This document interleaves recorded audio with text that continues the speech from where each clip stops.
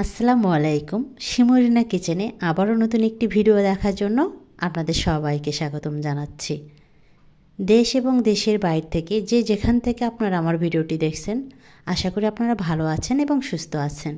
আলহামদুলিল্লাহ, আপনাদের দোয়ায় আমি অনেক ভালো আছি। আজকে আমি আপনাদের সাথে শেয়ার করব প্রাচীনকালে নানি দাদিরা কীভাবে শিলবাটনায় কাঁঠালের বিচি ভর্তা করত, সেটি শেয়ার করব। আশা করছি আপনাদের কাছে আমার এই ভিডিওটি অবশ্যই ভালো লাগবে। তো ভিডিওটি স্কিপ না করে আমার সঙ্গেই থাকবেন। আর ভালো লাগলে প্লিজ আপনারা লাইক, কমেন্ট এবং সাবস্ক্রাইব করবেন। এই তো এখানে আমি কাঁঠালের বিচি নিয়েছি, এখন খোসা ছেড়ে নিব।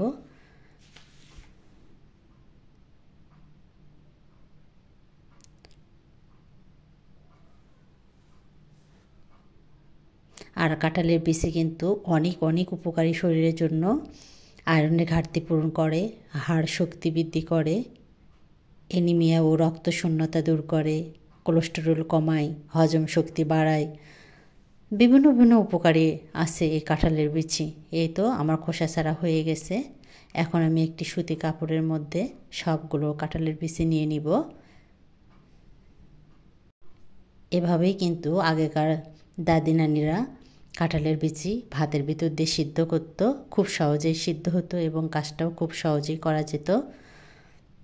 এই তো আমি এখানে ভাত রান্না করব, তার ভিতরে কিন্তু এই কাঁঠালের বিচি দিয়ে দিলাম।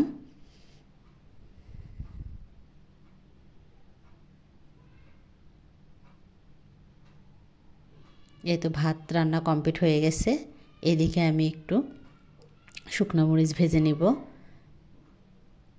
এই জন্য আমি কড়াই বসাই দিয়েছি এবং পরিমাণ মতো সরিষার তেল দিয়ে দিলাম, আর দিয়ে দিচ্ছি 2টি শুকনো মরিচ।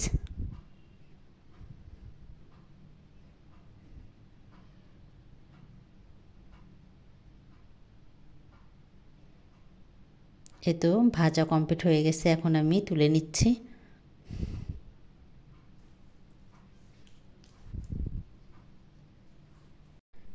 এখন আমি পেঁয়াজ কুচি এবং রসুন কুচি ব্রাউন কালার করে ভেজে নিব।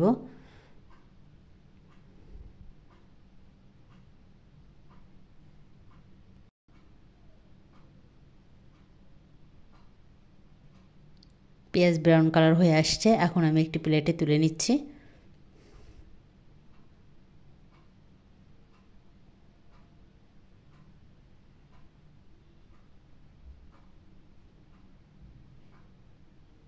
আর এভাবে যদি আপনারা কাঁঠালের বিচি ভর্তা করেন গরম ভাতে, জাস্ট ওয়াও।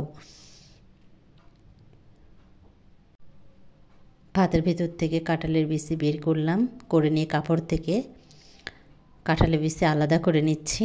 আর খুব সহজেই কিন্তু সিদ্ধ হয়ে যায়, ঝামেলা মুক্ত একটি ভর্তার রেসিপি। আপনারা খুব সহজেই কিন্তু এই প্রসেসে ভর্তাটা করতে পারেন, তাতে করে কিন্তু সহজে আপনারা ভাতের ভেতর থেকে এই বিচিগুলো খুঁজতে হবে না। এখন আমি শিলবাটনায় বেটে নিচ্ছি।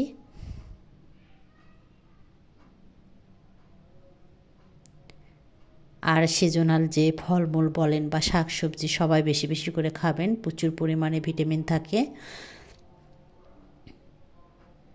একদম মিহি করে আমি বেটে নিব।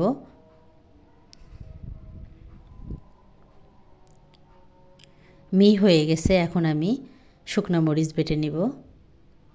আমি যেহেতু ঝাল কম খাই তাই একটি শুকনো মরিচ নিয়েছি। এখন আমি পরিমাণ মতো পিঙ্ক সল্ট দিয়ে দিলাম। আপনারা যেরকম ঝাল খান সেরকম পরিমাণ মতো আপনারা ঝাল দিয়ে দিবেন। এখন আমি পেঁয়াজ বেরেস্তা দিয়ে দিলাম, দিয়ে নিয়ে আবারও বেটে নিব। আর এভাবে যদি এই ভর্তাটা করেন সকাল থেকে রাত অবধি পর্যন্ত ভালো থাকবে। কারণ এই গরমের দিনে আপনি যদি কাঁচা পেঁয়াজ রসুন দিয়ে ভর্তাটা করেন, সেক্ষেত্রে কিন্তু ভর্তাটা নষ্ট হওয়ার চান্স থাকে। আবার অনেকেই কিন্তু আপনারা কাঁচা পেঁয়াজ খেতে পারেন না, গ্যাস ফর্ম করে, সেক্ষেত্রে আপনারা এভাবে পেঁয়াজ ভেজে নিয়ে ভর্তাটা করবেন, দেখবেন খুব মজা করে আপনারা ভাত খেতে পারবেন এবং গ্যাস ফর্ম করবে না। এই তো রেডি হয়ে গেল উত্তরবঙ্গের নানি দাদিদের হাতের ঐতিহ্যবাহী কাঁঠালের ভর্তা রেসিপি। আর আপনাদের কাছে যদি বিন্দুমাত্র ভালো লেগে থাকে প্লিজ আমার চ্যানেলে নতুন হয়ে থাকলে সাবস্ক্রাইব করবেন, লাইক, কমেন্ট এবং পাশে থাকা বেল বাটন অন করে দেবেন সর্বপ্রথম নোটিফিকেশন পাওয়ার জন্য। এখন আমি গরম ভাত দিয়ে মেখে খাবো, আর এভাবে না খেলে যেন তৃপ্তিই মিটবে না, খেতেও কিন্তু খুব ভালো লাগে। ভর্তা করার পর এভাবে নানি দাদিরা ভাত মেখে খাবার দিত, খেতে কিন্তু খুবই ভালো লাগতো, খেতে কিন্তু একদম অসাধারণ। তো আজকের মতো আমি এখানেই বিদায় নিচ্ছি। আপনারা সবাই ভালো থাকবেন, সুস্থ থাকবেন। আল্লাহ হাফেজ।